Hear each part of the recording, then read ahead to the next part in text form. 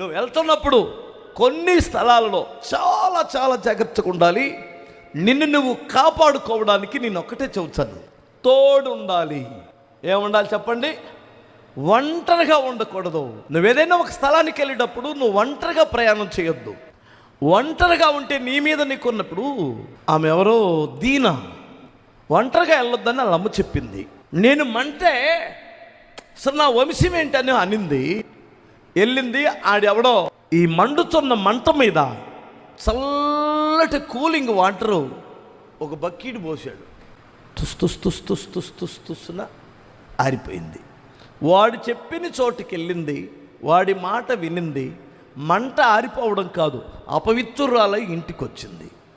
అదే తల్లి మాట విని ఇంకొక మనిషిని తోడుగా తీసుకొని వెళ్తే ఆ పాపం జరిగుండేది, ఆ ఘోరం జరిగుండేదే.